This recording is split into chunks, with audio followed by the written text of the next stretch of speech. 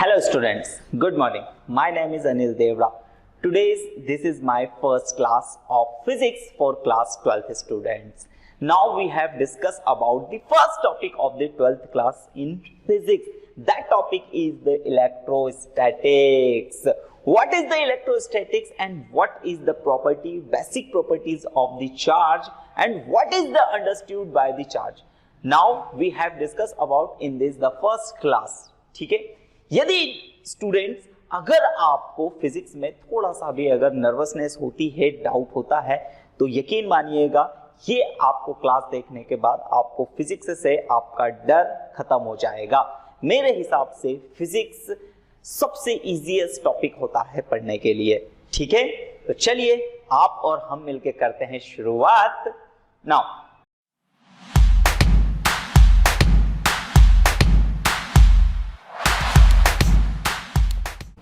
This is the electrostatics.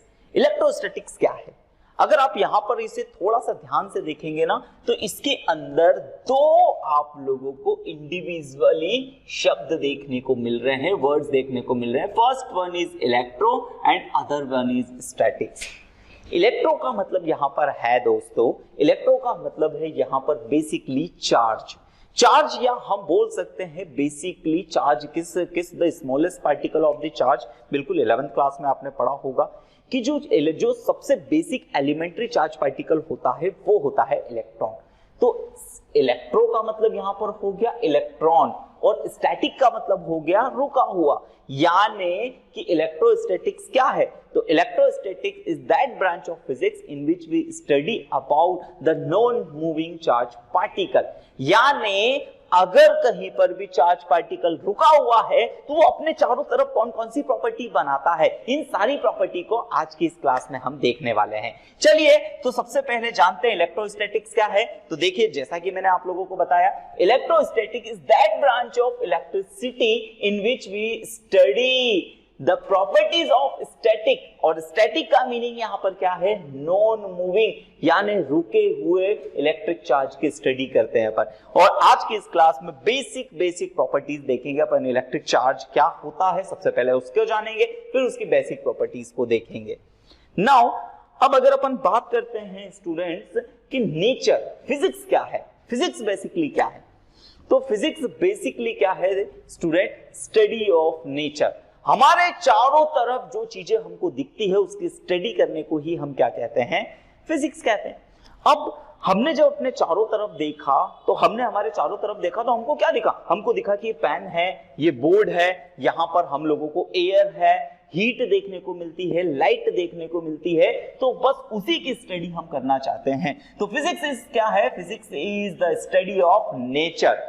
अब nature basically अगर हम नेचर को, तो नेचर किन चीजों से मिलकर बना है? तो नेचर को जब हम देखने गए कि ये किन चीजों से मिलकर बना है, तो हम लोगों को देखने को मिला क्या? बिल्कुल सही, कि नेचर बेसिकली दो चीजों से मिलकर बना हुआ है. एक है मैटर, मैटर को हम मटेरियल भी बोल सकते हैं, and other one is radiation. हम हमारे चारों तरफ कहीं पर भी देखें दोस्तों, हम अगर हमारे चारों तरफ कहीं पर भी देखें तो नेचर में हमको यही दो चीज तो देखने को मिलती है. अच्छा, मैटर का मतलब क्या है कि जैसे इस पेन से मैं अगर आप लोगों को पढ़ा पा रहा हूं तो ये भी क्या है? बेसिकली मैटर है. मैं खुद भी क्या हूं? एक मैटर है. हम टेबल कुर्सी पे, वो भी मैटर है. हम जो खाना खाते हैं वो भी मैटर है. और हमारे आसपास की जो गैस है वो भी मैटर है. तो मैटर का मतलब क्या होता है? एक ऐसा मटीरियल, एक ऐसा सब्सटेंस जिसके अंदर बेसिकली मास हो. तो इन सारी प्रॉपर्टीज को हम इन सारे इस कॉम्बिनेशंस को हम बेसिकली क्या कहते हैं दोस्तों? मैटर. अब मैटर की बहुत सारी, अब देखिए हमारा जो सिलेबस डिफाइन किया गया है 11th और 12th क्लास में, और पूरा हम पढ़ना है, हमें स्टडी करना है किसकी? नेचर की. तो हमने 11th क्लास में कुछ मैटर की कुछ स्पेशल प्रॉपर्टीज की स्टडी करी थी. लाइक जैसे हम मैटर के बारे में क्या जानते हैं कि मैटर के पास होता है मास. बिल्कुल. और मास क्या होता है कि जैसे ही मैं इसको यहां पर रखता हूं तो ये मेरे हाथ को नीचे की तरफ पुश करता है. ठीक है, इसी प्रॉपर्टी को हमने आगे चल के वेट, तो मास और वेट में थोड़ा सा डिफरेंस है, ठीक है, लेकिन ये 11th का पार्ट है. फिर उसके बाद हमने देखा कि उसके पास एक परफेक्ट शेप मैटर है, तो उसके पास शेप भी होता है. अब जरूरी नहीं है जैसे गैस के पास कोई शेप नहीं होता है, बट वो मैटर है. लेकिन मोस्ट ऑफ द मैटर जो सॉलिड मटेरियल की बात करते हैं तो उसके पास क्या है, शेप है। जैसे मेरे पास भी शेप है, टेबल कुर्सियों के पास शेप है, आप मोबाइल से जिस मोबाइल से पढ़ रहे हो उसके पास भी शेप है।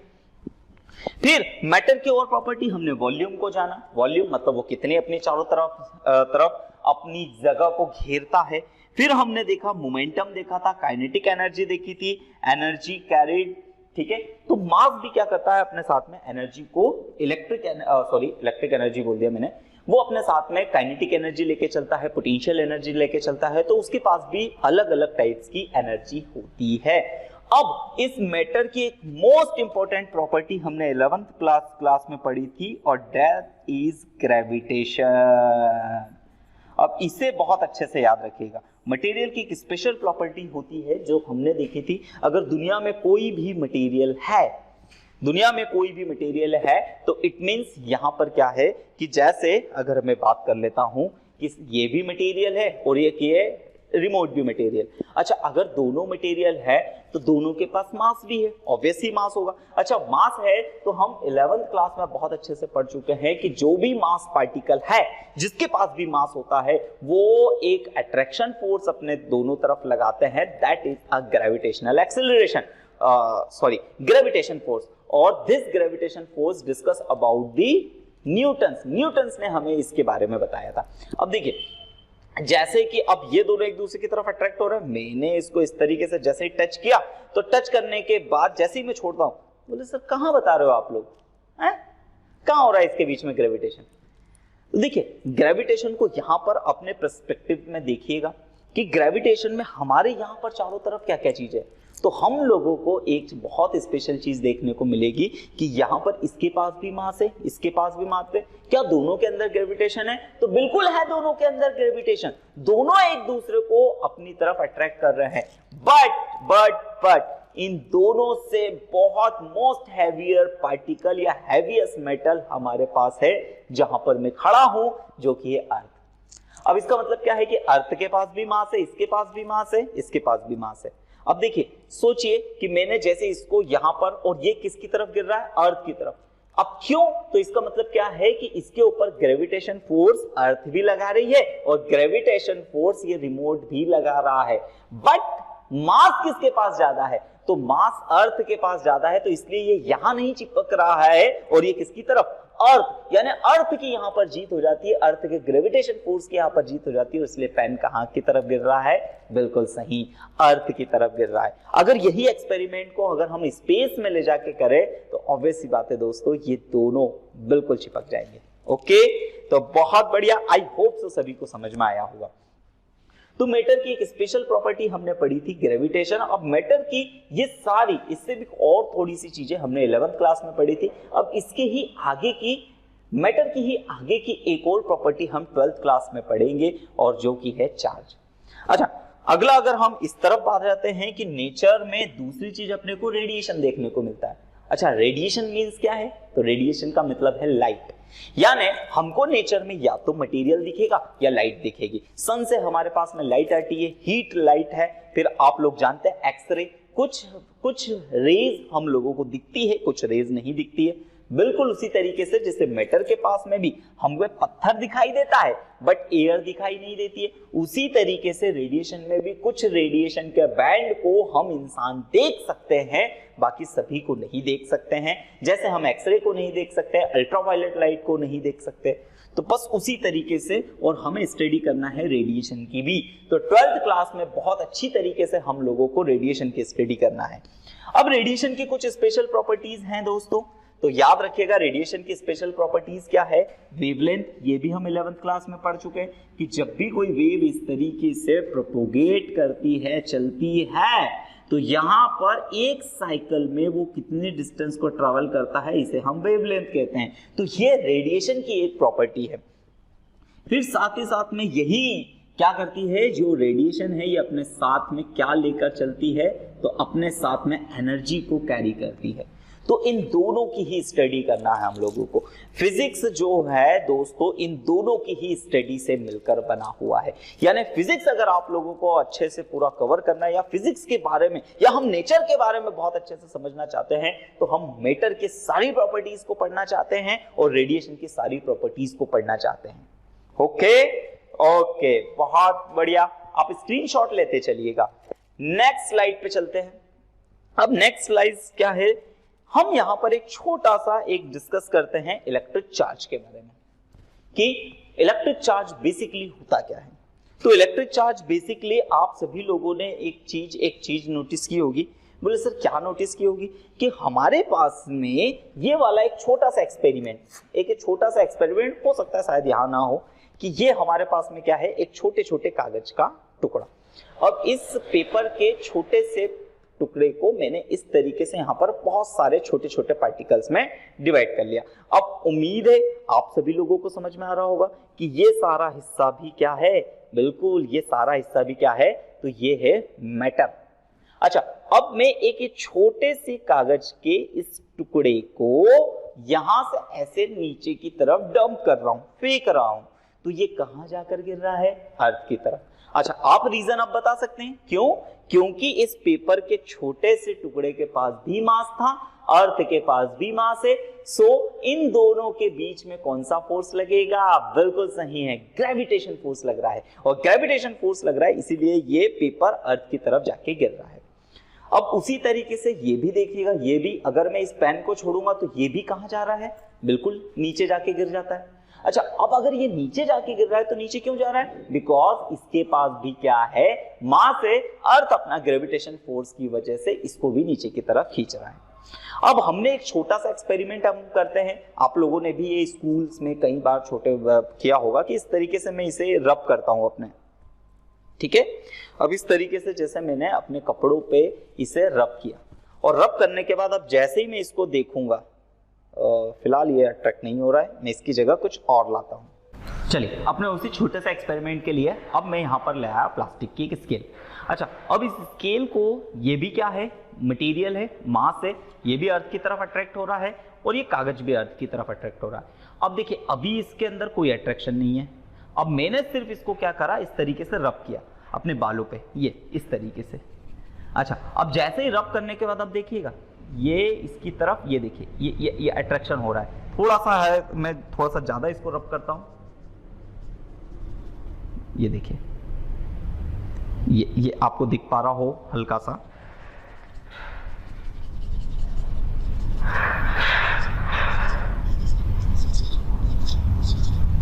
देखिएगा,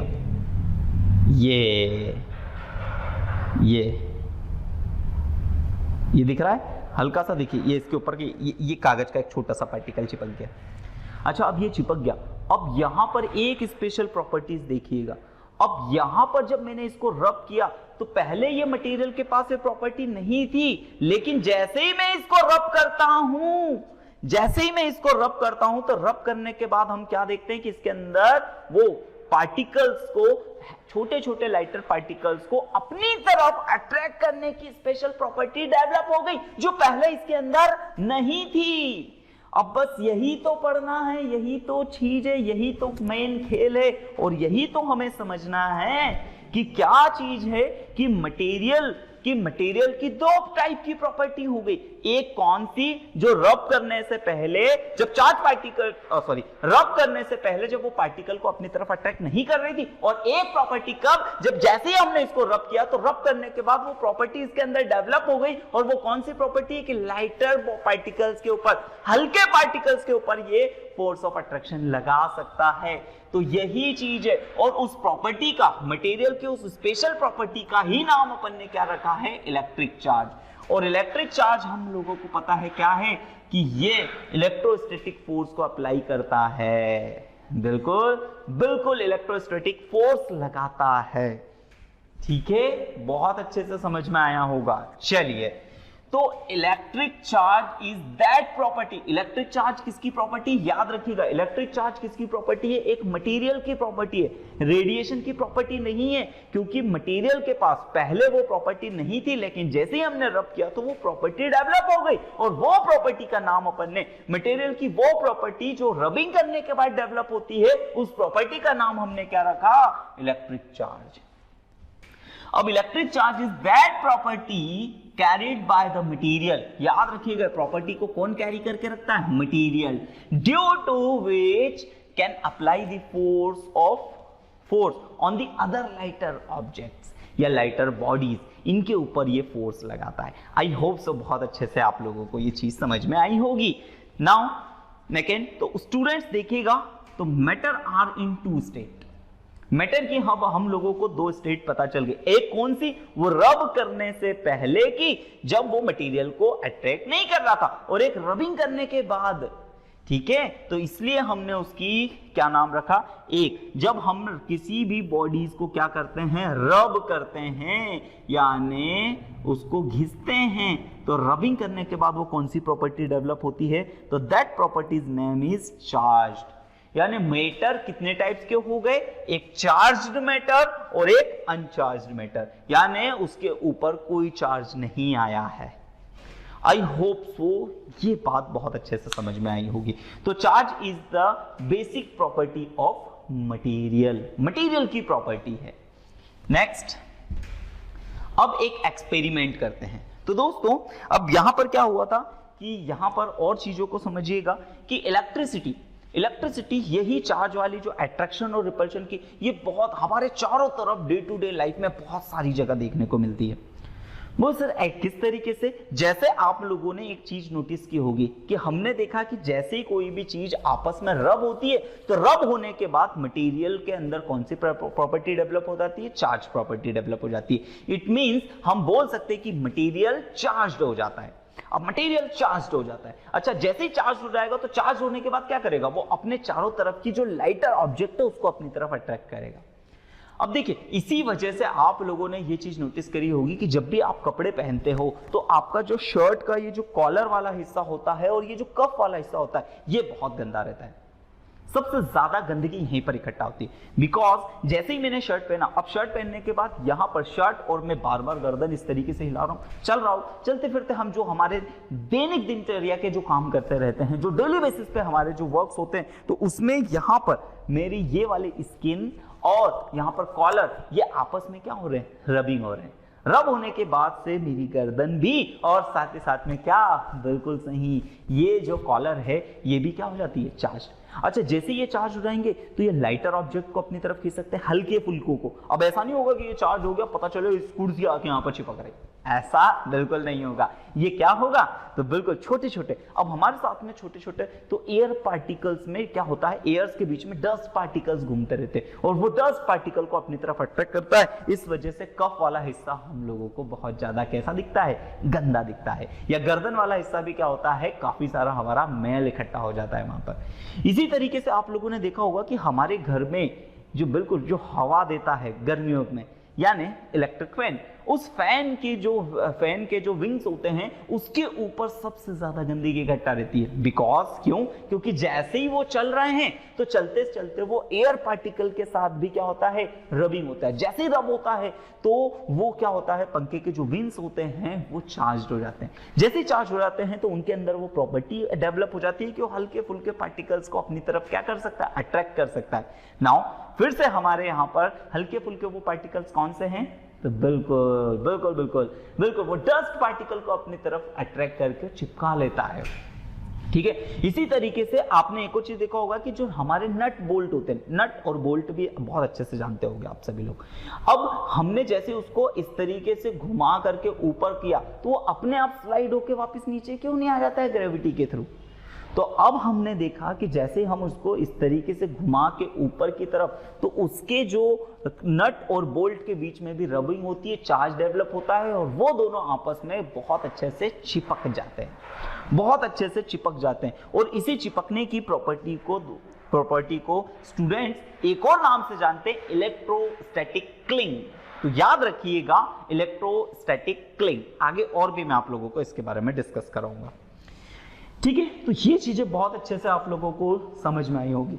अब अर्लियर आप एक बात याद करके रखिएगा कि अभी आप लोग मान के चलिएगा कि ना तो आपको इलेक्ट्रॉन्स के बारे में कुछ पता है, ना तो आपको प्रोटॉन्स के बारे में कुछ पता है। ये हम उस समय की बात कर रहे हैं कि जब इलेक्ट्रॉन प्रोटॉन का इन्वेंशन नहीं हुआ था, लोग एटम मॉलिक्यूल्स के बारे में नहीं जानते थे। उस समय इलेक्ट्रोस्टैटिक्स को कैसे खोजा गया, कैसे समझा गया, कैसे चार्ज को समझा गया। अब उससे रिलेटेड कुछ एक्सपेरिमेंट किए गए, जैसे एक ये टाइप का एक्सपेरिमेंट। तो क्या था कि एक ये रूफ है, छत है हमारे पास में, ठीक है, ये इस तरीके से रूफ है।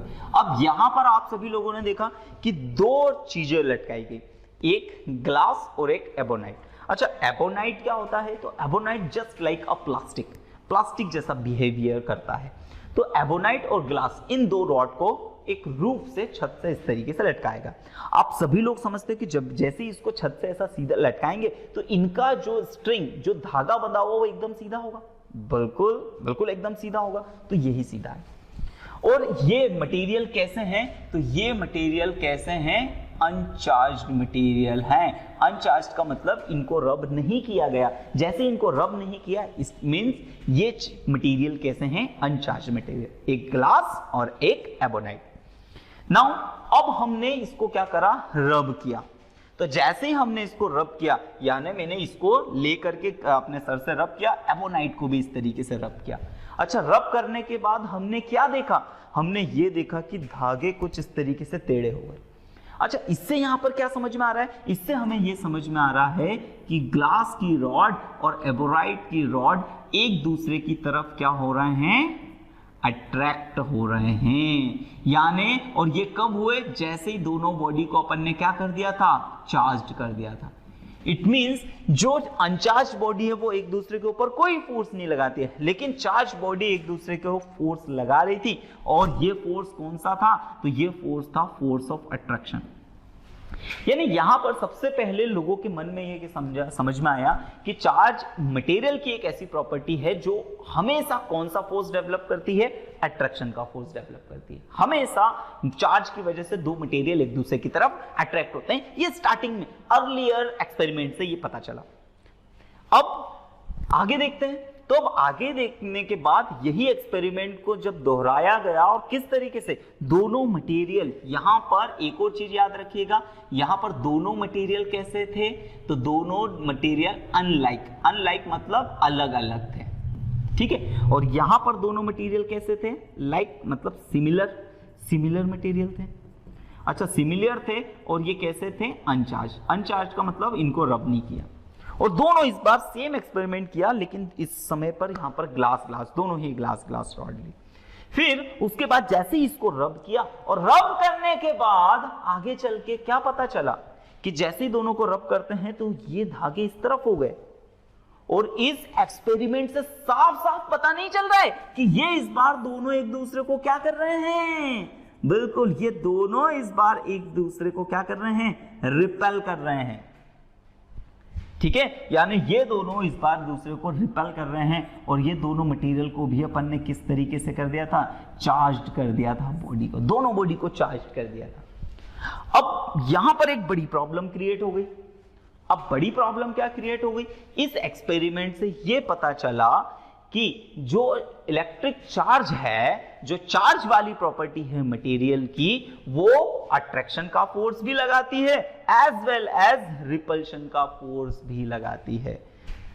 यानी यहां पर इस एक्सपेरिमेंट से ये बात क्लियरिफाई होती है कि जो इलेक्ट्रिक चार्ज है, वो इलेक्ट्रिक चार्ज दोनों टाइप के फोर्सेस को कैरी करता है। यानी वो फोर्स ऑफ अट्रैक्शन भी लगाता है, फोर्स ऑफ रिपल्शन भी लगाता है। अब आगे चल के ये बड़ी प्रॉब्लम क्रिएट करने लगा। बड़ी प्रॉब्लम क्या क्रिएट करने लगा कि हमने तो मटेरियल की प्रॉपर्टी का नाम रख दिया था, और वो मटेरियल की प्रॉपर्टी का नाम रख दिया था इलेक्ट्रिक चार्ज। अब लेकिन ये तो पॉसिबल ही नहीं है। ये पॉसिबल नहीं है कि एक ही टाइप का, यानी एक ही टाइप की प्रॉपर्टी अट्रैक्शन को भी शो करे और रिपल्शन को भी शो करे। इसका मतलब यहां पर साइंटिस्टों के द्वारा, और उसमें भी स्पेशल साइंटिस्ट कौन थे? Benjamin Franklin. तो बहुत अच्छे से याद रखिएगा। तो बेंजामिन फ्रैंकलिन ने इस एक्सपेरिमेंट को देखा और देखने के बाद ये क्या बोला? ये बोला कि चार्ज एक सिंगल टाइप का नहीं हो सकता, चार्ज तो दो टाइप्स के होने चाहिए।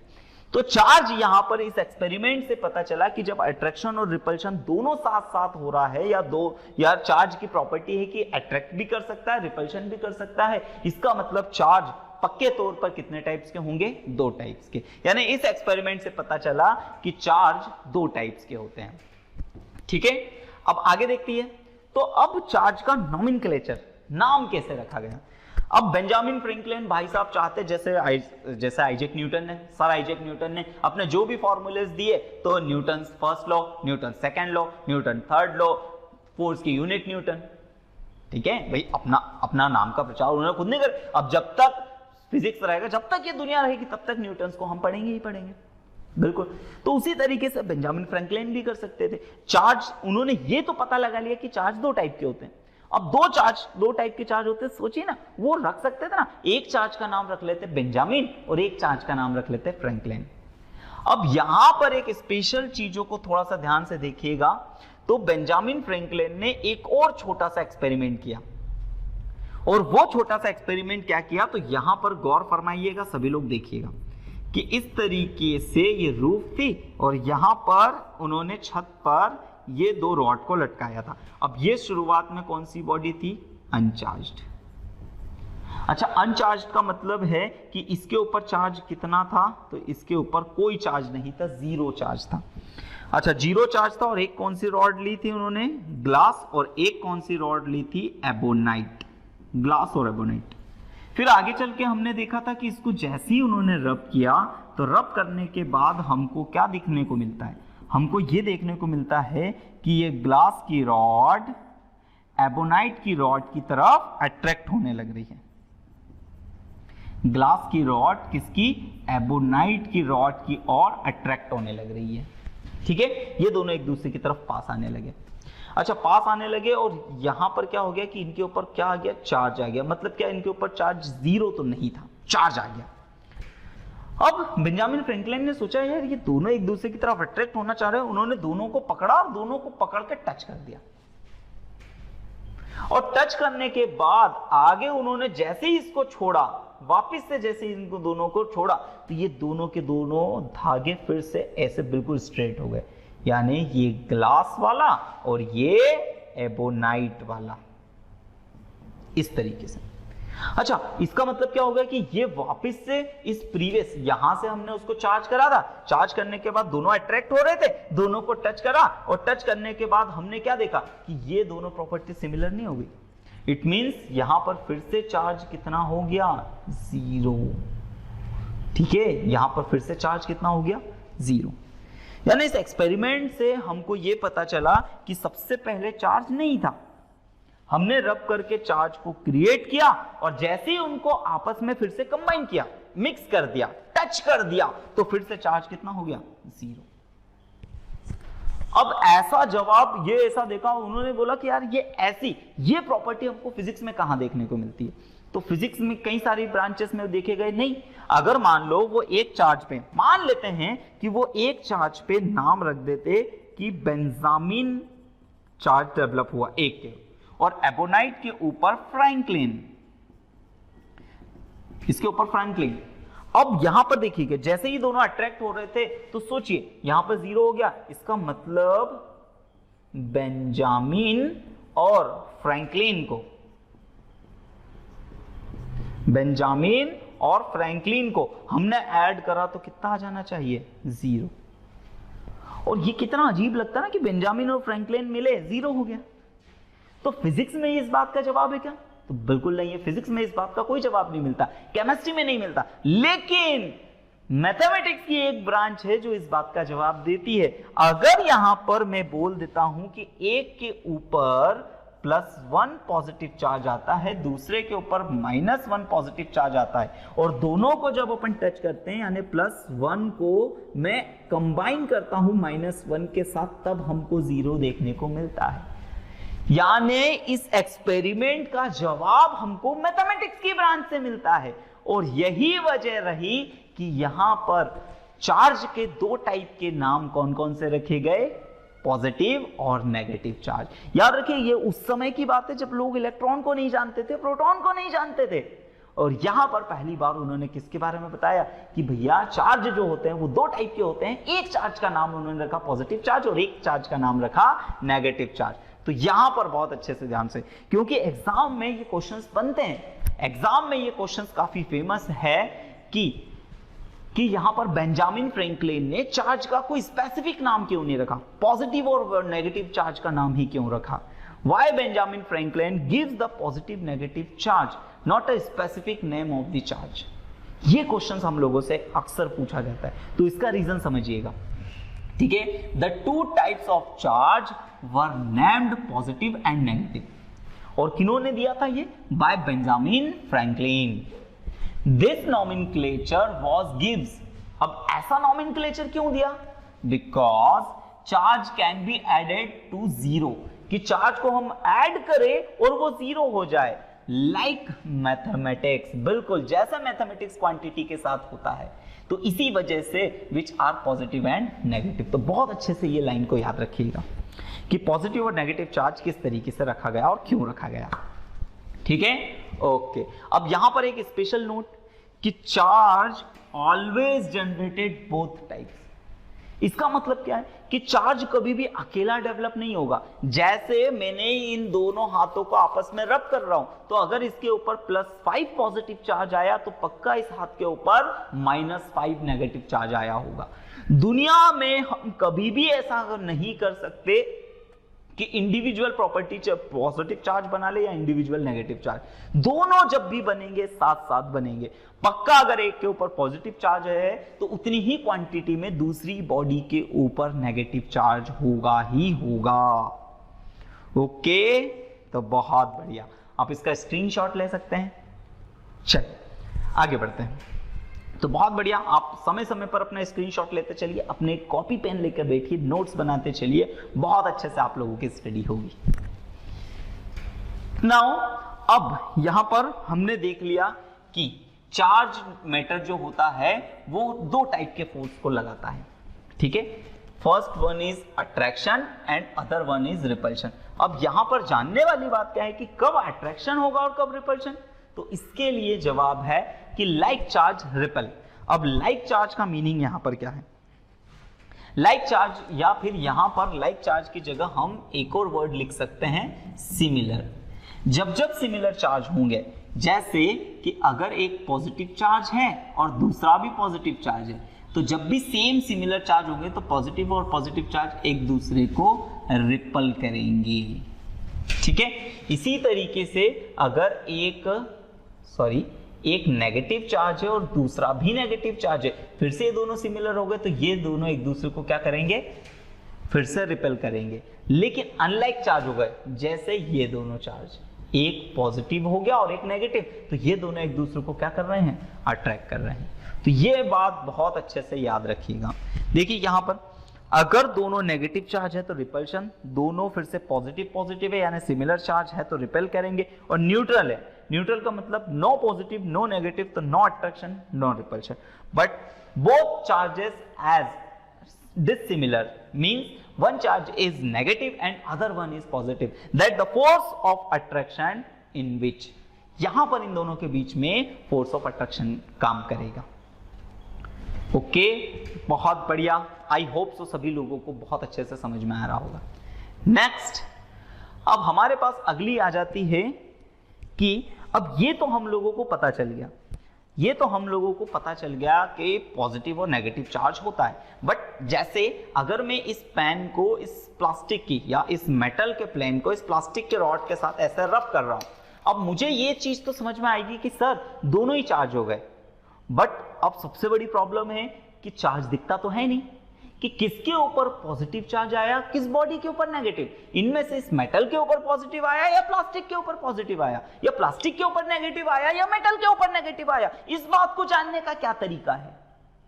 तो इस बात को जानने के लिए, इस समस्या से सुलझने के लिए एक सीरीज बनाई गई फैराडे द्वारा, और वो फैराडे ने अपनी सीरीज का नाम रखा इलेक्ट्रोस्टैटिक सीरीज, ठीक है। अब इलेक्ट्रोस्टैटिक सीरीज की हेल्प से हम पता लगा सकते हैं कि कब किसके ऊपर पॉजिटिव होगा, कब किसके ऊपर नेगेटिव होगा। कैसे? चलिए सबसे पहले इस सीरीज को देखते हैं, ठीक है। तो टू सब्सटेंस आर रब together and forming a series on the basis of the positive and negative charge, और वो सीरीज ये थी। फर्स्ट नंबर पे है ग्लास, फिर flannel, wool, silk, metal, hard rubber, wax, resin या प्लास्टिक और सल्फर। चलिए ये सारी चीजें होती क्या है देख लेते हैं। सबसे पहली बात तो ये देखा आपने, ग्लास रॉड सभी जानते हैं। फ्लैनेल का मतलब ये इस टाइप का कपड़ा, ये आपने देखा होगा टॉवेल वाला कपड़ा, अक्सर फ्लैनेल बोलते हैं इसे। फिर वुल, ये ऊन। सिल्क, सिल्क भी बहुत अच्छे से जानते हो, जिसको आजकल हम वेलवेट बोलते हैं, वेलवेट वाला कपड़ा, सिल्क वाला। नेक्स्ट है मेटल। अब यहां पर आ गई है मेटल वाली। मेटल कोई सी भी मेटल हो सकती है। फिर उसके बाद हार्ड रबड़। अच्छा, ये हार्ड रबड़ वो कौन सा? बिल्कुल जो हमारे जो तार होते हैं, उस तार के ऊपर का जो हार्ड रबड़ होता है, उस रबड़ की बात कर रहे हैं, दैट इज द हार्ड रबड़। वैक्स, वैक्स यानी मोम, आप जानते ही है। फिर उसके बाद प्लास्टिक को भी बहुत अच्छे से जानते हैं। फिर नेक्स्ट है सल्फर। अब सल्फर बेसिकली होता है दोस्तों, यहां पर हम इसे बोल सकते हैं स्टोन यानी पत्थर, बट यहां पर क्या, उसके अंदर बहुत सारी इंप्योरिटीज होती है। यहां पर ये प्योर सल्फर की बात कर रहे हैं, तो ये प्योर सल्फर की बात कर रहे हैं, इसलिए कुछ इस तरीके से दिख रहा है। अब बोले सर यहां पर ये सारी चीजें तो ठीक है, लेकिन कैसे हम लोगों को समझ में आएगा कब किसके ऊपर पॉजिटिव और कब किसके ऊपर नेगेटिव? तो यहां पर एक सिंपल सा हिस्सा समझिए। जैसे मैं एक छोटा सा आप लोगों के लिए एक एग्जाम्पल क्रिएट करता हूं, और वो छोटा सा एग्जाम्पल क्या क्रिएट करते हैं कि जैसे हम यहां पर सिल्क को मैं किसके साथ रब कर रहा हूं? सिल्क को मैं रब कर रहा हूं, किसके साथ कर लेते हैं? अपन प्लास्टिक के साथ रब कर लेते हैं, ठीक है। तो देखिएगा, सिल्क को जब हम प्लास्टिक के साथ रब करेंगे तो किसके ऊपर पॉजिटिव, किसके ऊपर नेगेटिव? तो यहां पर बहुत अच्छे से कि जितनी भी ऊपर वाली चीजें रहेंगी उनके ऊपर पॉजिटिव चार्ज होगा, यानी सिल्क के ऊपर कौन सा चार्ज आएगा? पॉजिटिव चार्ज आएगा, जबकि प्लास्टिक के ऊपर कौन सा चार्ज आएगा? नेगेटिव चार्ज आएगा। तो इस तरीके से चार्ज को, पॉजिटिव और नेगेटिव चार्ज को देखने के लिए क्या करा? सीरीज बनाई। अब इसी तरीके से सोचिएगा कि अगर मैं सिल्क को किसके साथ रब करता हूं? ग्लास के साथ। तो सिल्क को, अब देखिए सिल्क और ग्लास के साथ रब किया, तो सिल्क से ऊपर ग्लास है, अगर ऊपर वाला ऑब्जेक्ट है तो उसके ऊपर कौन सा चार्ज होगा? बिल्कुल, तो इसके ऊपर पॉजिटिव चार्ज होगा और इसके ऊपर नेगेटिव चार्ज होगा। अब यहां से दोस्तों, यहां से स्टूडेंट्स, हम लोगों के लिए क्वेश्चंस अक्सर बनते हैं, और हम लोगों के लिए यहां पर क्वेश्चंस बनते हैं ऑब्जेक्टिव बेसिस पे, fill in the blanks basis पे, या केस बेसिस स्टडी यहां पर क्वेश्चंस बनते हैं। तो आप लोगों को बहुत अच्छे से लर्न करके रखना होगी माइंड में। अच्छा, अब बेसिक से एक चीज यहां पर देखिए कि बहुत सारी चीजें हो सकता है एग्जाम टाइम तक आप ये भूल जाओ, तो आप लोगों को इन दो के बारे में स्पेशल याद रखना है। कौन कौन से? ये ग्लास, और याद रखिएगा प्लास्टिक की जगह एबोनाइट हो जाए तो भी सेम रीजन। तो याद रखिएगा कि ग्लास को जब भी रब करेंगे तो हमेशा पॉजिटिव चार्ज डेवलप होगा, और चूंकि प्लास्टिक सबसे नीचे, हालांकि सबसे नीचे सल्फर से थोड़ा सा ऊपर है, तो इसके ऊपर हमेशा कौन सा चार्ज होगा? नेगेटिव चार्ज होगा। तो ये बहुत अच्छे से याद रखिएगा कि अक्सर हम लोगों के ग्लास के साथ कोई भी हो तो ग्लास के ऊपर तो हमेशा पॉजिटिव आएगा, बाकी के ऊपर नेगेटिव। अगर प्लास्टिक के साथ ऊपर वाला कोई भी हो तो प्लास्टिक के ऊपर नेगेटिव, तो ऊपर वालों के ऊपर ऑब्वियसली पॉजिटिव। और अक्सर हम लोगों के लिए एग्जाम में ग्लास और प्लास्टिक मस्ट होता ही होता है, ठीक है। तो आप इसका स्क्रीनशॉट ले लीजिए, फिर हम आगे बढ़ते हैं। ओके, बहुत खूब। नेक्स्ट आ जाता है अब हमारे पास में इलेक्ट्रोस्कोप। अब इलेक्ट्रोस्कोप क्या है कि जैसे मुझे किसी ने यहां से, भैया मैंने ये किसी को, ये प्लास्टिक के स्केल है, अब मेरे पास कोई स्टूडेंट लाया और ला के बोला सर मुझे बताओ कि ये बॉडी चार्ज है कि नहीं है। अब मुझे दिखता तो है ही नहीं, ठीक है, चार्ज दिखता नहीं है, मुझे तो दिखता है, खैर चार्ज नहीं दिखता, तो चार्ज तो दिखता नहीं। अब कैसे पता लगाएंगे कि सर ये बॉडी चार्ज्ड है या नहीं है? तो किसी बॉडी के चार्ज्ड होने या ना होने के लिए एक स्कोप बनाया गया था, एक इंस्ट्रूमेंट बनाया गया था जिसे इलेक्ट्रोस्कोप कहते हैं। तो इलेक्ट्रोस्कोप क्या है? Electroscope help to know the presence of the electric charge it the uses of basic properties of repulsion, या चार्ज की एक स्पेशल प्रॉपर्टीज रिपल्शन की प्रॉपर्टीज से हम देख सकते हैं। अब चलिएगा इसको समझना कि कैसे। अब यहां पर मैं एक इलेक्ट्रोस्कोप बनाता हूं, तो देखिए इलेक्ट्रोस्कोप बेसिकली क्या होता है कि इस तरीके से एक ग्लास का बंद जार होता है, ये ग्लास का एक जार है, ठीक है। अब ये यहां पर लकड़ी या रबर से इसको पैक कर दिया गया है। अच्छा, थोड़ा सा यहां पर मजा नहीं आया इसको,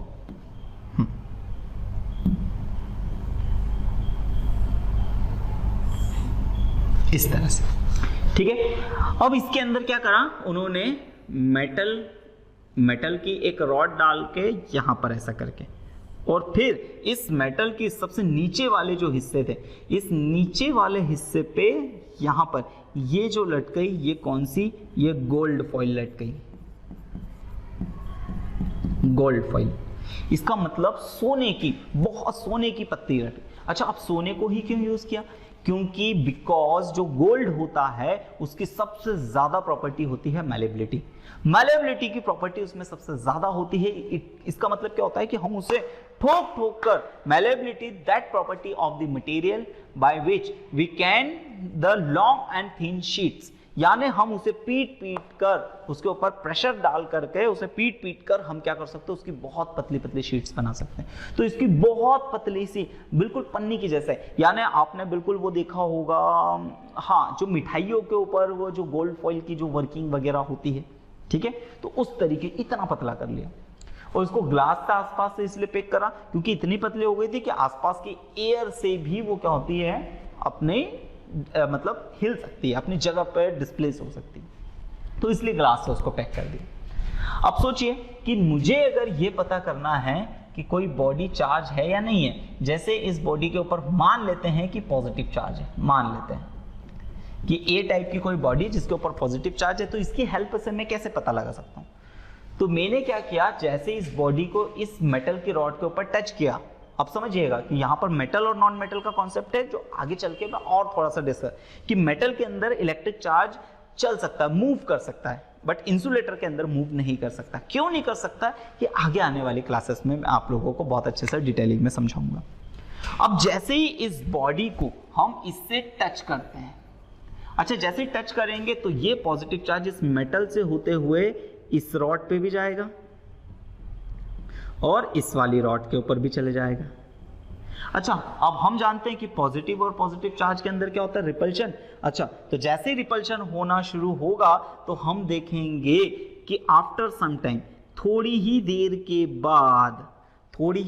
के बाद यही रॉड, यही हम लोगों को कुछ इस तरीके से होते हुए दिख जाए, क्योंकि पॉजिटिव और पॉजिटिव में क्या हो गया, बिल्कुल रिपल्शन हो गया, और पॉजिटिव में रिपल्शन हो गया, तो जिससे हम बता देंगे कि ये बॉडी क्या है, चार्ज्ड है। अच्छा, सेम एक्सपेरिमेंट अगर मैं नेगेटिव चार्ज बॉडी के साथ करूं तब भी यही होगा, क्योंकि जैसे ही इसको उसके टच करेंगे नेगेटिव चार्ज होगा, नेगेटिव टाइम नेगेटिव में भी रिपल्शन होगा। तो हम ये बता सकते हैं, इसकी हेल्प से हम ये बता सकते हैं कि नेगेटिव चार्ज में भी रिपल्शन, अगर ये गोल्ड फॉइल इस तरीके से रिपेल हो गई तो ये पॉजिटिव की वजह से भी रिपेल होगी, और या इसके ऊपर नेगेटिव दे दे तो भी रिपेल होगी। तो इससे हम ये बता सकते हैं कि बॉडी के ऊपर चार्ज है, ठीक है, चार्ज है या नहीं है। अब एक छोटा सा क्वेश्चन आप लोगों से मैं पूछता हूं कि क्या इसकी हेल्प से हम ये भी बता सकते हैं कि पॉजिटिव चार्ज है या नेगेटिव चार्ज? सोचिए, अपना थोड़ा सा दिमाग लगाइए कि क्या हम इसकी हेल्प से ये बता सकते हैं कि किसी बॉडी के ऊपर, किसी अननोन बॉडी के ऊपर चार्ज है तो वो पॉजिटिव चार्ज है या नेगेटिव चार्ज है? चलिए, तो बिल्कुल दोस्तों, इसकी हेल्प से हम पता लगा सकते हैं। थोड़ा सा सोचने की जरूरत है। कैसे? तो फिर से मैं आप लोगों के लिए एक इलेक्ट्रोस्कोप बनाता हूं, ठीक है, ध्यान दीजिएगा बहुत अच्छे से। तो ये यहां पर मैंने आप लोगों के लिए एक इलेक्ट्रोस्कोप बनाया, ओके, थोड़ा सा नीले गगन के तले चलिए, ये हमने बना लिया क्या, इलेक्ट्रोस्कोप, ठीक है। अब इस इलेक्ट्रोस्कोप में यहां पर लगाई मैंने वही मेटल की रॉड, और मेटल की रॉड से और यहां पर ये लगा दिया गोल्ड फॉइल, इस तरह से, ठीक है, ये बना दिया हमने इलेक्ट्रोस्कोप। अब मुझे जैसे मान लेते हैं फिलहाल के लिए कि हमारे पास एक बॉडी है और ये इसके ऊपर कौन सा चार्ज है, नेगेटिव, ए टाइप, ए नाम की। अब मुझे ये पता करना है कि इसके ऊपर कौन सा चार्ज है। फिलहाल आपको तो यहां दिख रहा है नेगेटिव चार्ज है, बट हम मान लेते हैं कि हमें नहीं पता कौन सा चार्ज है। तो कैसे पता लगेंगे? तो इसके लिए सबसे पहले मैंने ली कौन सी रॉड, सबसे पहले स्टेप में मैंने अपनी इच्छा से ले ली ग्लास रॉड। अच्छा, ग्लास रॉड क्यों ली? क्योंकि अब याद करो, हाँ याद करो वो सीरीज में जो ग्लास सबसे ऊपर था, और ग्लास को अगर मैं रब करूंगा, ग्लास की रॉड को जब भी हम रब करेंगे तो उसके ऊपर हमेशा कौन सा चार्ज आएगा? पॉजिटिव। ये तो हमें पता है, पहले से ही पता है कि हमने ग्लास की रॉड ली और उसको पॉजिटिव चार्ज, उसको अपन ने रब किया तो पॉजिटिव चार्ज है, यानी ग्लास के ऊपर तो पक्का पॉजिटिव चार्ज है। और सबसे पहले हम इस ग्लास को टच करेंगे। अच्छा, जैसे ही ग्लास को टच करोगे तो आप क्या देखोगे कि पॉजिटिव चार्ज इन दोनों बॉडीज के ऊपर चले गया, और जैसे ही पॉजिटिव चार्ज इन दोनों बॉडीज के ऊपर चले गया तो ये दोनों क्या हो जाएंगी? रिपल्शन होने लग जाएगा, और रिपल्शन के बाद ये इस तरीके से। अब हमें ये समझ में आ रहा है कि ये जो रिपल्शन हो रहा है वो ऑब्वियस सी बात है किसकी वजह से हो रहा है? तो वो पॉजिटिव चार्ज की वजह से हो रहा होगा। क्यों? क्योंकि हमने तो कौन सी रॉड को रब करके लगाया था? ग्लास की रॉड को। ग्लास की रॉड पर हमें पता है कि हमेशा ग्लास की रॉड सबसे ऊपर है, यानी उसके ऊपर हमेशा सबसे पहले पॉजिटिव चार्ज ही डेवलप होगा। अब नेक्स्ट हिस्से में मुझे उस बॉडी को टच करना है जिसके ऊपर मुझे यह पता करना है कि पॉजिटिव है या नेगेटिव। तो मैंने इसको इससे टच किया। अच्छा, अब इसके ऊपर नेगेटिव चार्ज है, तो जैसे ही मैं इसको इससे टच करूंगा तो सोचिए, थोड़ा सा मैं कलर यहां पर चेंज करता हूं। जैसे तो नेगेटिव चार्ज से जाएगा, तो नेगेटिव चार्ज क्या करेगा? नेगेटिव चार्ज अंदर जाकर इसके कुछ पॉजिटिव चार्ज को फिनिश करेगा, इसके कुछ पॉजिटिव चार्ज को खत्म कर दिया। अच्छा, जैसे ही पॉजिटिव चार्ज थोड़ा सा कम हुआ तो इसका मतलब फोर्स ऑफ रिपल्शन भी कम होगा। फोर्स ऑफ रिपल्शन कम होगा तो ये दोनों इस तरीके से क्या होने लग जाएगा? ध्यान दीजिएगा, ये दोनों इस तरीके से क्या होने लग जाएंगी? पास में आने लग जाएंगी। मतलब इस तरीके से हल्की सी ये सिचुएशन हो जाएगी। अब जैसे हमने देखा था, देखिए इलेक्ट्रोस्कोप ऐसा था, हमने ग्लास की रॉड को लगाया तो ये ऐसा हो गया। अब जैसे नेगेटिव वाली बॉडी को लगाएंगे तो ऐसा होगा, और जैसे ये पास में आने लग गई तो हम कंफर्म हो जाएंगे कि भैया इसके ऊपर चार्ज कम हो रहा होगा तभी ये पास हो रहा। और पॉजिटिव चार्ज को कौन खत्म कर सकता है? तो नेगेटिव चार्ज वाली बॉडी खत्म कर सकती है। अच्छा, क्या हम पॉजिटिव चार्ज का पता लगा सकते हैं? हाँ, अगर इस तरीके से पहले ग्लास की रॉड थी, इलेक्ट्रोस्कोप की ब्लेड इस तरीके से थी, हमने ग्लास की रॉड को इस तरीके से रब किया। अब सोचिए और दूसरा पॉजिटिव चार्ज वाली, तो पॉजिटिव चार्ज इंक्रीज हो जाएगा, तो ये और ज्यादा। इसका मतलब क्या है कि अगर यहां से ये और इंक्रीज हो रही है मतलब पॉजिटिव चार्ज है, और डिक्रीज हो रही है तो नेगेटिव चार्ज है। I hope so students, electroscope बहुत अच्छे से समझ में आया होगा। तो यहां से केस बेस्ड स्टडीज आप लोगों के लिए बन सकती है, बहुत अच्छे से ध्यान रखिएगा, ठीक है। तो आप इसका स्क्रीनशॉट ले लीजिए और लिख भी लीजिएगा। आगे बढ़ते हैं। अब हमारे यहां पर बेंजामिन फ्रैंकलिन ने, सबसे पहली बात तो बेंजामिन फ्रैंकलिन एक बहुत ही जिज्ञासु व्यक्ति थे, और वो जिज्ञासु व्यक्ति क्या थे? तो उन्होंने, हाँ यहां पर एक और शब्द मैं आप लोगों को बता सकता हूं कि इलेक्ट्रोस्टैटिक्स का नाम इलेक्ट्रोस्टैटिक्स क्यों पड़ा। तो इंसानों का सबसे पहला इलेक्ट्रिसिटी से आमना सामना कई हजारों लाखों साल पहले ही हो चुका था।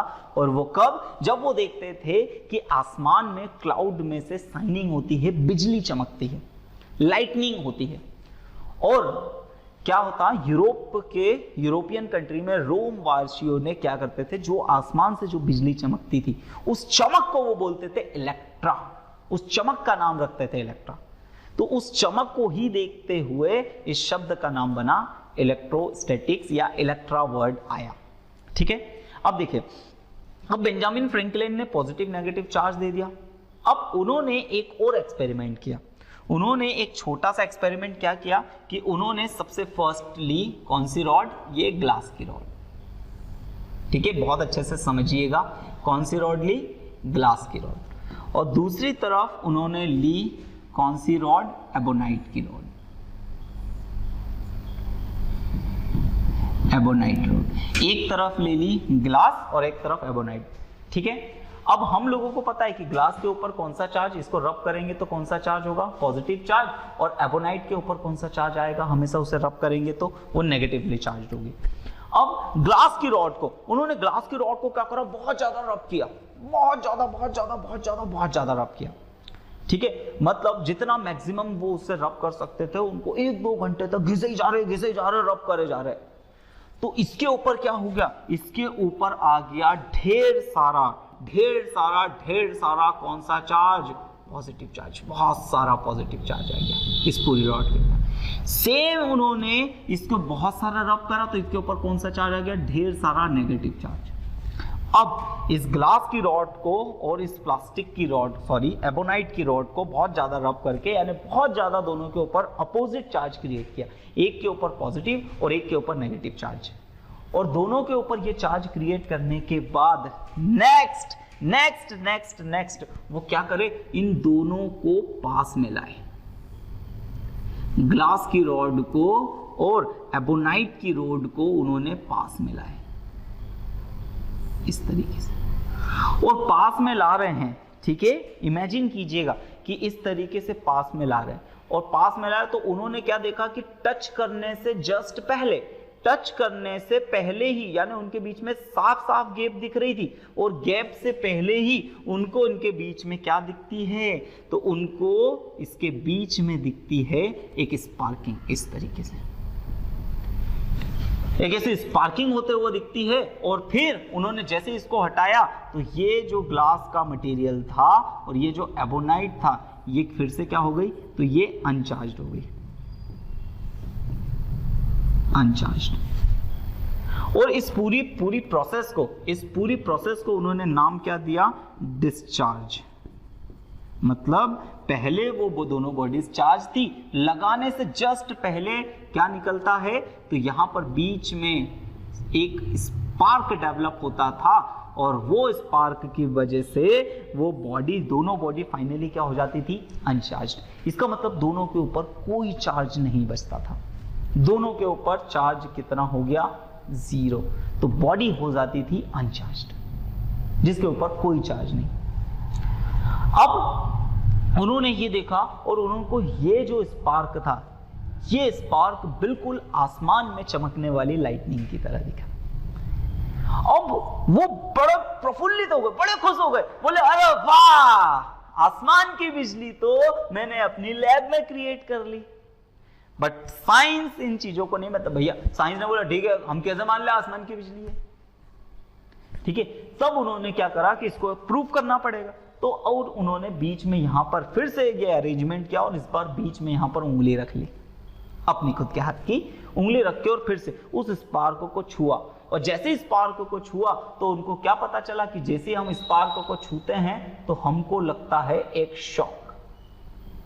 क्या लगता है, एक छोटा सा शॉक लगा उनको। अब उन्होंने ये बात नोटिस की कि पॉजिटिव और नेगेटिव चार्ज जैसे ही आपस में मिक्स होते हैं, यानी डिस्चार्जिंग की प्रोसेस होती है, तो उस डिस्चार्जिंग की प्रोसेस से स्पार्क डेवलप होता है, और इस स्पार्क को छूने से शॉक लगता है, एक झटका लगता है, एक छोटा सा। अब उन्होंने देखा कि यही पॉजिटिव और नेगेटिव के मिलने की प्रोसेस कहां हो रही होगी, आसमान में, और उसी वजह से ये स्पार्क डेवलप हो रहा है। और अगर मैं इस स्पार्क को छूं और मुझे लगना चाहिए क्या, शॉक, अगर इस स्पार्क को छू के मुझे भी वैसा ही शॉक लगता है जो मेरे लैब में लगा है, तो इससे यह साबित हो जाएगा कि आसमान की बिजली और हमारे ये चार्ज और अनचार्ज के, सॉरी डिस्चार्ज की प्रोसेस में जो स्पार्क क्रिएट होता है वो दोनों सेम है। अब लेकिन उस समय की बात है, तो आसमान की बिजली तक पहुंचा कैसा जाए। हम याद रखिए उस समय की बात कर रहे हैं जब लोगों को इलेक्ट्रॉन प्रोटॉन्स के बारे में नहीं पता था। तब उन्होंने सोचा हम तो नहीं जा सकते, लेकिन एक खेलने का सामान यानी पतंग वहां तक आसमान तक जाती। तो वो अक्सर क्या करते थे कि जब भी लाइटनिंग होती थी, ठीक है, बरसात के समय पे या बरसात आने से पहले जो लाइटनिंग होती थी उस समय पर वो पतंग उड़ाते थे। अब जैसे ही उन्होंने पतंग उड़ाई तो कई बार उन्होंने देखा कि पतंग से बिजली टकराई भी, लेकिन उन्हें कोई शॉक नहीं लगा। अच्छा, क्यों नहीं लगा होगा? बिल्कुल सही, बिल्कुल सही बोल रहे हो, क्योंकि ये पतंग तो खुद एक इंसुलेटर है और यहां से ये जो धागा है ये भी इंसुलेटर है, तो इस वजह से इसके अंदर करंट पास नहीं हो पा रहा था, ठीक है, या चार्ज पास नहीं हो पा रहा था, या स्पार्क पास नहीं हो पा रहा था। तो बेंजामिन फ्रैंकलिन ने सोचा कि ठीक है भैया, तो इसको कैसे अपनी तरफ, तो उन्होंने यहां पर आप देख सकते हो कि धागे में अब मेटल की चाबी बांध के उड़ाई, पतंग में मेटल की चाबी बांध के। अब देखा तो फिर भी उन्हें झटका नहीं लगा। बिल्कुल आप समझ सकते क्यों, क्योंकि यहां से यहां तक तो फिर से अभी धागे ही है। अब लेकिन एक बार क्या हो रहा था, देखिए भाई ऐसा नहीं है, ऐसा मत सोचो इन्होंने एक ही बस एक ही दिन में पतंग उड़ाई और ये सब हो गया। उन्होंने 4-5 साल तक इस पार्क को लेने के लिए या वहां तक पहुंचने के लिए इतना अभ्यास किया। ठीक है, ऐसा नहीं होता है भैया इनकी अपन 4-5 साल की मेहनत आधे घंटे के वीडियोस में पढ़ के निकल लेंगे। ठीक है, तो चलिए खैर, साइंस इसी तरीके से तरक्की दर तरक्की आगे बढ़ता है कि उनके पूरे जीवन को हम बहुत छोटे से समय में पढ़ ले ताकि हमें आगे नए इन्वेंशन करने का मौका मिले। चलिए, अब क्या था एक समय पर कि थोड़े थोड़े से पानी आ रहा था, हल्का फुल्का सा पानी फुहार मॉइस्चर आ गया था, तो जिससे ये धागे में मॉइस्चर हो गया। अब जैसे बिजली से टकराई तो इस धागे से होते हुए इन बेंजामिन फ्रैंकलिन को लगी और उनको शॉक लगा और उस शॉक के मारे वो दूर जमीन पे जाके गिर गए। और शायद वो पहले और आखिरी ऐसे व्यक्ति होंगे जो इनको शॉक लगा, और शॉक लगा तो वो घबराए नहीं, वो खुशी से नाचने लगे। ठीक है, पहले और आखिरी व्यक्ति होंगे ना जिनको बिजली गिर गई जिनके ऊपर और वो खुशी से नाचने लगे। खैर, हालांकि उनका किस्मत भी बहुत अच्छी थी, या हम बोल सकते हैं कि जब साइंस को कोई डेवलप करना है तो नेचर ने भी उसका साथ दिया। इतनी हाई स्ट्रेंथ का, वहां पे 10 लाख वोल्ट से भी ज्यादा का करंट होता है। अब बहुत कम इंटेंसिटी का करंट इनके हाथों तक पहुंचा था।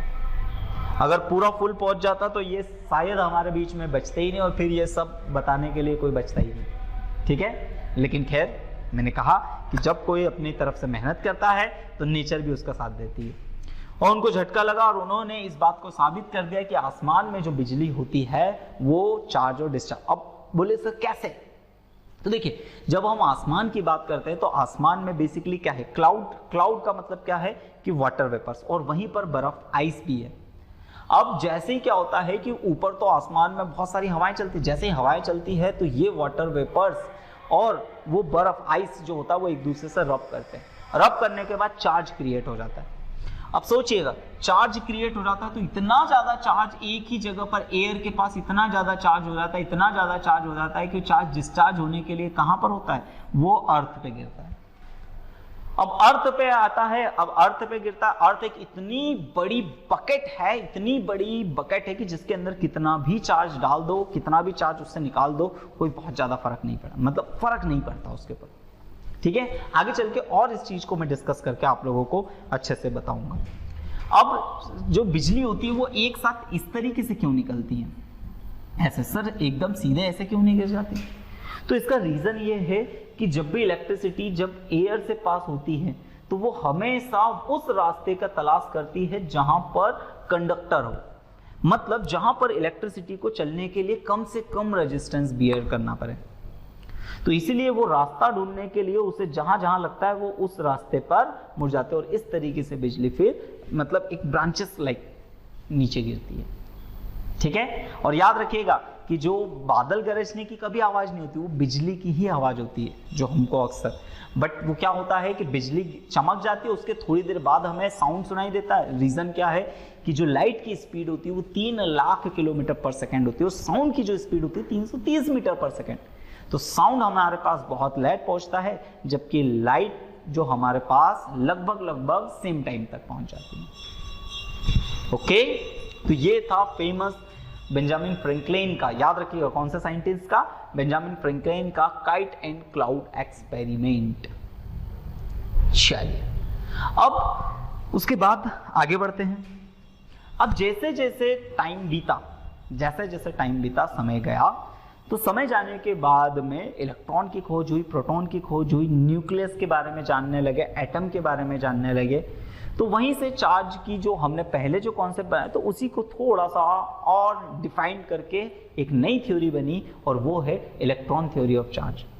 यानी चार्ज के क्रिएट होने, कब पॉजिटिव चार्ज क्रिएट होगा, कब नेगेटिव चार्ज क्रिएट होगा, इसकी हम जानेंगे बेसिक रीजन क्यों ऐसा होता है। तो चलिए आइए जानते हैं। ठीक है, तो ये चीज अब ये हम जानते हैं कि जैसे अब हम लोगों को आज पता है कि सारा का सारा पॉजिटिव चार्ज न्यूक्लियस में होता है, वहीं पर न्यूट्रॉन्स भी होते हैं और नेगेटिवली चार्ज इलेक्ट्रॉन इसके चारों तरफ रिवॉल्व करते रहते हैं, घूमते रहते हैं। ओके, तो वही लिखा है कि nucleus is positively charged and electron are negatively charge. ये फर्स्ट फिनोमेना बिल्कुल बेसिक सा है, आप सभी लोग जानते हैं। Next, they are equal in number, the net charge of the atom is 0। अब ये हम बहुत अच्छे से जानते हैं कि नेचर ने हम लोगों को, याद रखिएगा, नेचर ने इस पूरे ब्रह्मांड में, इस पूरे यूनिवर्स में जितना पॉजिटिव चार्ज बनाया उतना ही इक्वल अमाउंट में नेगेटिव चार्ज बनाया। कभी भी ऐसा नहीं हो सकता कि पॉजिटिव चार्ज ज्यादा हो या नेगेटिव चार्ज कम हो। क्यों? क्योंकि जितने नंबर ऑफ किसी एटम के अंदर अगर 14 नंबर ऑफ प्रोटॉन्स हैं तो पक्का है कि उसके चारों तरफ 14 number of electrons, 14 number of electron revolve हो रहे होंगे। ठीक है, जैसे कार्बन की अगर अपन बात कर लेते हैं तो कार्बन का एटॉमिक नंबर है 12। अब एटॉमिक नंबर 12 है, इसका मतलब उसके अंदर 12 प्रोटॉन है और 12 इलेक्ट्रॉन ही उसके चारों तरफ मूव कर रहे हैं। और 12 पॉजिटिव चार्ज, 12 नेगेटिव चार्ज, उसका नेट चार्ज अगर देखा जाए तो 12 और -12, नेट चार्ज उसके ऊपर कितना होगा? 0। तो इसका मतलब हर एक एटम नेट चार्ज के रिस्पेक्टिवली देखा जाए तो हमेशा उसके ऊपर चार्ज कितना होता है? 0 चार्ज होता है। Next, during rubbing the electron are exchange, this explains developing opposite charge. आया समझ में? चलिए इसे मैं समझाता हूं, ध्यान से समझिएगा एक चीजों को बहुत अच्छे से कि सर ये पॉजिटिव और नेगेटिव चार्ज कैसे डेवलप होते हैं, कैसे चीजें डेवलप होती है। तो समझिएगा कि जैसे मेरे इस हाथ को आप एक एटम मानिएगा, इस हाथ को एक एटम, और इसके बीच वाले पार्ट को आप न्यूक्लियस मान लीजिएगा पॉजिटिव चार्ज, और ये उंगली के ये छोर पे इलेक्ट्रॉन्स। अब ये इसके चारों तरफ ऐसे ऐसे घूम रहे हैं, ये इसके चारों तरफ ऐसे ऐसे घूम रहे हैं। अब देखिए, जैसे ही हम दो बॉडीज को ऐसे टच करते हैं तो एटॉमिक लेवल पे सोचिएगा कि जैसे ही दो बॉडीज को एक दूसरे के ऊपर टच करते हैं तो ये इस तरीके से पास है, ये ऐसे इन दोनों के बीच में फंस जाते हैं ऐसे। अब याद रखिएगा, इनके बीच में इलेक्ट्रॉन इतने छोटे पार्टिकल होते हैं और वो घूमते समय उनके बीच में इलेक्ट्रॉन्स और दूसरे इलेक्ट्रॉन्स के बीच में इतनी गैप्स होती हैं कि जैसे ही मैंने इसको इसके साथ दो बॉडीज को टच करा तो इसके इलेक्ट्रॉन्स और इसके इलेक्ट्रॉन ऐसे बीच में और इस तरीके से ऐसे मूव करते हैं बिना आपस में टकराए। भैया ऐसे जाएंगे और ये इसके चारों तरफ मूव करेगा और ये इसके चारों तरफ मूव करेगा, ऐसे मूव कर रहे होंगे ऐसे बिना टकराए। बोले सर और क्यों नहीं जाते? क्योंकि जैसे ही पास में जाएंगे तो इसका पॉजिटिव चार्ज दोनों के अंदर रिपल्शन होने लग जाएगा, यानी कभी भी दो एटम आपस में टच कभी नहीं होते। यानी मेरे जब जैसे यानी रियलिटी में अगर देखा जाए तो कभी भी कोई भी दो पार्टिकल एक दूसरे को छूता नहीं। मैंने इस तरीके से मेरे गाल पे ये करा तो मेरी हाथ का यहाँ के एटम्स मेरी स्किन के एटम्स को टच नहीं कर रहे, और वो फिर से वो टच के जो हमको अनुभव होता है, वो टच का जो अनुभव होता है वो फोर्स ऑफ रिपल्शन की वजह से होता है, न्यूक्लियस और न्यूक्लियस के बीच में फोर्स ऑफ रिपल्शन। अब चीजों को समझिएगा कि जैसे ही पॉजिटिव चार्ज ऐसे इसके अंदर ऐसे हमने जैसे टच करा तो इस तरीके से रहते हैं। अब हमने जैसे इसको रब करा तो रब करने के बाद ऐसे इस तरीके से रब कर रहा है। अच्छा, जैसे ही रब करते हैं तो रब करने के बाद क्या होता है कि हो सकता है कि यहाँ के कुछ इलेक्ट्रॉन इसके पास जाके ऐसे मूव करने लग जाए इसके चारों तरफ। ठीक है, तो इलेक्ट्रॉन एक दूसरे में क्या हो जाते हैं? एक्सचेंज हो जाते हैं। इलेक्ट्रॉन कहीं से, अब ये ऐसा क्यों होता है सर इलेक्ट्रॉन? तो यहां पर आपने केमिस्ट्री में पढ़ा होगा, उस टर्म का नाम है आयोनाइजेशन एनर्जी। तो जिस एटम की आयोनाइजेशन एनर्जी ज्यादा होती है वो इलेक्ट्रॉन्स को अपने पास ले जाता है, और जिसके पास कम होती है वो उसे छोड़ देता है। अच्छा, अब यहां पर इसी बात से हमको ये समझ में आ रहा है, चीजों को समझिएगा कि हमने जैसे एक मटेरियल था यहां पर पे, अब यहां पर हमारे पास एक मटेरियल है, एक मिनट थोड़ा सा मैं नीचे एक पॉइंट आएगा, ठीक है, तो यहां पर इसे एक दूसरे स्लाइड पे ले जाके मैं समझाता हूं आप सभी लोगों को। चलिए, तो यहां पर मैं आप लोगों को समझाता हूं एक छोटे से, देखिए कि जैसे अब हमारे पास में एक बॉडी है जिसके पास अप्रोक्सीमेटली 100 प्रोटॉन्स है, तो ऑब्वियस सी बात है उसी के पास 100 इलेक्ट्रॉन्स भी होंगे। अब प्रोटॉन है तो इसलिए पॉजिटिव चार्ज लेगा, इलेक्ट्रॉन है तो नेगेटिव चार्ज। अच्छा, अब उसके बाद में दूसरी एक बॉडी है जिसके पास 50 प्रोटॉन्स है और जिसके पास कितना है? 50 ही इलेक्ट्रॉन्स है। अच्छा, यहां पर अगर अपन दोनों के नेट चार्ज की बात करें तो इसके ऊपर भी नेट चार्ज कितना है? 0, और इसकी बॉडी के ऊपर भी नेट चार्ज कितना है? 0। दोनों बॉडीज के ऊपर नेट चार्ज 0। ये नेचर ने ऐसा करके भेजा। अच्छा, अब एक चीज मैंने अभी आप बताई, इलेक्ट्रॉन थ्योरी से जैसे ये, तो हमेशा कभी भी हम पॉजिटिव चार्ज को एक जगह से दूसरी जगह तक प्लेस नहीं कर सकते। यहाँ का पॉजिटिव चार्ज इधर कभी नहीं जाएगा, ठीक है, हम ऐसा नहीं कर सकते हैं, या फिर कम से कम अभी तक तो ऐसा नहीं सीखे हैं कि हम पॉजिटिव चार्ज को मूव कर पाए। उसका रीजन मैं आगे आने वाले 4-6 पॉइंट में आपको बताऊंगा। अब यहाँ पर क्या हुआ, जैसे ही इन दोनों को रब किया तो रब करने के बाद हो सकता है कि यहाँ के 20 इलेक्ट्रॉन्स इधर से इधर पास हो गए। अब यहाँ आपका नेट चीज देखिएगा कि यहाँ पर 100 प्रोटॉन्स तो फिक्स थे, लेकिन अब इलेक्ट्रॉन्स कितने बचे, तो 80 इलेक्ट्रॉन्स बचे। अच्छा, यहाँ पर अगर अपन देखें तो यहाँ पर कितने हो गए, 50 प्रोटॉन्स थे ही थे, और यहाँ पर कितने बचे हमारे पास, तो यहाँ पर हो गए 70 इलेक्ट्रॉन्स। अच्छा, अब इसका नेट चार्ज देखें तो इसके ऊपर +20 और इसके ऊपर बिल्कुल -20, यानी ये वाली बॉडी कैसी हो गई, तो ये वाली बॉडी को हम बोलेंगे कि ये वाली बॉडी पॉजिटिव चार्ज है और ये वाली बॉडी नेगेटिव चार्ज हो गई। इसका मतलब किसी के भी बॉडी के पॉजिटिव और नेगेटिव चार्ज, कोई भी बॉडी अगर पॉजिटिव और नेगेटिव चार्ज हो रही है तो दोनों के लिए ही रिस्पॉन्सिबल कौन है, तो याद रखिएगा दोनों ही चीज के लिए रिस्पॉन्सिबल कौन है, इलेक्ट्रॉन। तो electrons is responsible for electrification, ठीक है, तो याद रखिएगा कि electron is responsible for electrification. अब इलेक्ट्रिफिकेशन का मतलब कोई भी सी बॉडी अगर पॉजिटिव और नेगेटिव चार्ज हो रही है तो दोनों के ही पीछे। अब ये याद रखिएगा कि अगर कोई बॉडी पॉजिटिव चार्ज कब होगी, कोई बॉडी पॉजिटिव चार्ज क्या होगी, जब वो क्या करेगी, अपने ऊपर से इलेक्ट्रॉन को लूज करेगी, लूज इलेक्ट्रॉन। और यहां पर क्या होगा, नेगेटिव चार्ज वाली बॉडी कब होगी, जब देखिए इसने एक्स्ट्रा इलेक्ट्रॉन्स लिए थे तो ये क्या करेगी, अपने ऊपर से इलेक्ट्रॉन को गेन करेगी, गेन इलेक्ट्रॉन। यानी जब जब कोई बॉडी पॉजिटिव चार्ज होती है तो वो इलेक्ट्रॉन को लूज कर रही होती है, और जब जब कोई बॉडी नेगेटिव चार्ज होती है तो वो इलेक्ट्रॉन को गेन कर रही होती है। ठीक है, तो वापस से आ जाते हैं, अब यही चीज यहां पर समझा रहे हैं। ड्यूरिंग रबिंग, जब भी हम रब करते हैं तो इलेक्ट्रॉन एक्सचेंज हो जाते हैं, और यही एक्सप्लेन करता है डेवलपिंग अपोजिट चार्ज, जिससे हमको पता चल रहा है कि कैसे सिमिलर अमाउंट में या सेम अमाउंट में पॉजिटिव चार्ज आता है और इक्वल अमाउंट में ही नेगेटिव चार्ज आता है। ठीक है, चलिए 4 point, the body which excess electron, वही चीज है, देखिए उसी को मैंने लिखा है, the body which excess electrons becomes negative charge, जिस बॉडी के पास एक्स्ट्रा इलेक्ट्रॉन्स होते हैं वो नेगेटिव चार्ज होती है, और and the body which loose electron, जो अपने अंदर से इलेक्ट्रॉन को लूज करती है वो पॉजिटिव चार्ज हो जाती है। ठीक है, तो चलिए स्क्रीनशॉट ले लीजिए। ठीक है, बिल्कुल, अब आगे बढ़ते हैं। अब नेक्स्ट है हमारे पास इलेक्ट्रॉन थ्योरी का 5th पॉइंट। ठीक है, when needed it only the electrons moves, because याद रखिएगा हमेशा क्या होता है, इलेक्ट्रॉन को ही मूव किया जा सकता है। ठीक है, उसका रीजन क्या है, तो समझिएगा कि मास ऑफ इलेक्ट्रॉन कितना होता है, तो इलेक्ट्रॉन का मास जो होता है वो होता है 1.6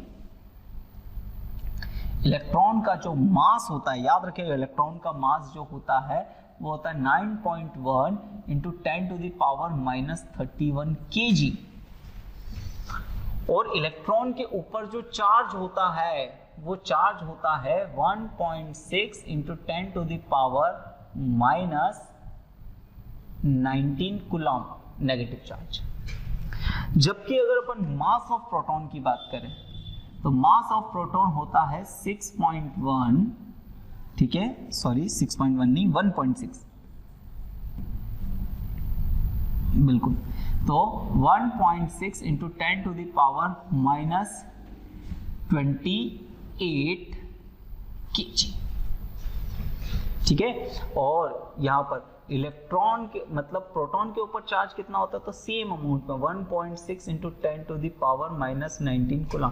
तो चार्ज के कंसीडरली देखा जाए तो चार्ज के बेसिस पे इलेक्ट्रॉन के ऊपर जितना चार्ज होता है उतना ही प्रोटॉन के ऊपर होता है, बट मास में देखा जाए तो यहां पर आप देख लो लगभग 27 kg होता है, सॉरी, तो लगभग 4 जीरो का अंतर है।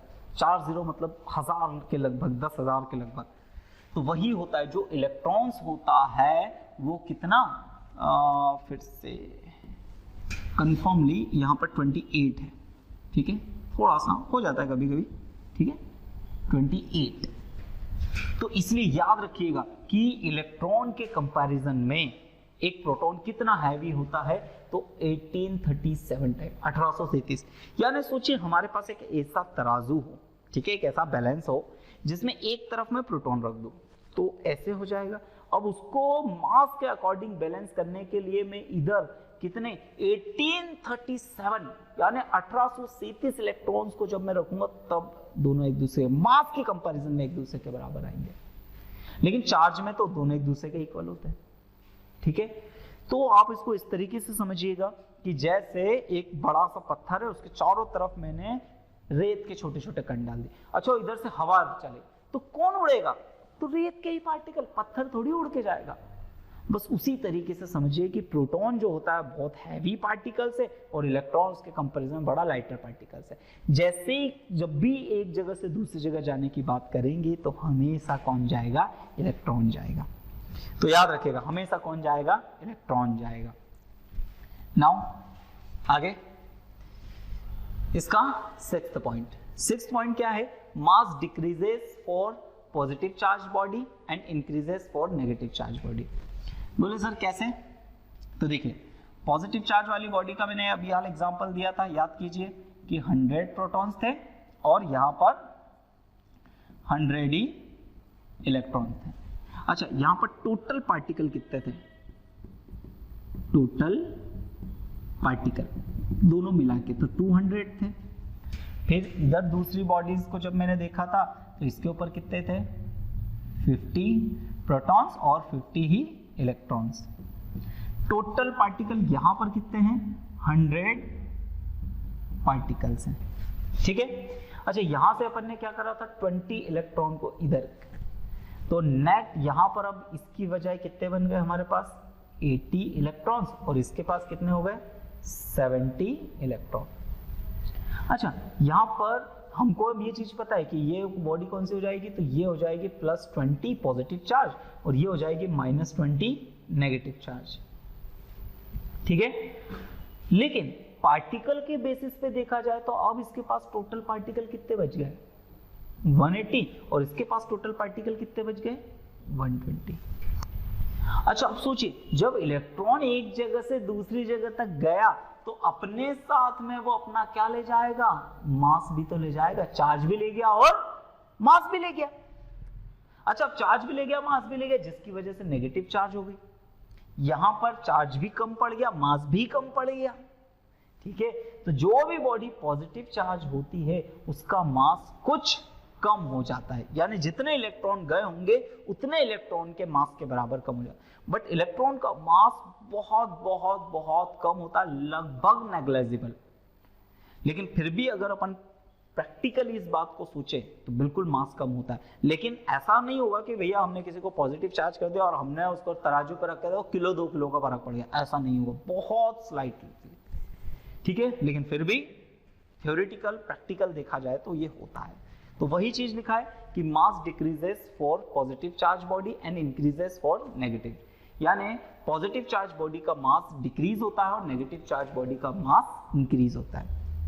अब इलेक्ट्रॉन एंड एलिमेंट्री चार्ज, अब इलेक्ट्रॉन एंड एलिमेंट्री चार्ज का मतलब क्या है कि सबसे पहले हमने देखा कि चार्ज किसके ऊपर है, इस मटेरियल के ऊपर, मान ऐसा रब करके मटेरियल के ऊपर चार्ज। फिर हमने देखा नहीं मटेरियल के अंदर और इसको छोटा करते गए तो हमने देखा एटम के ऊपर था, और छोटा करके गए तो हमने फाइनली देखा कि चार्ज किसके ऊपर है, इलेक्ट्रॉन के ऊपर।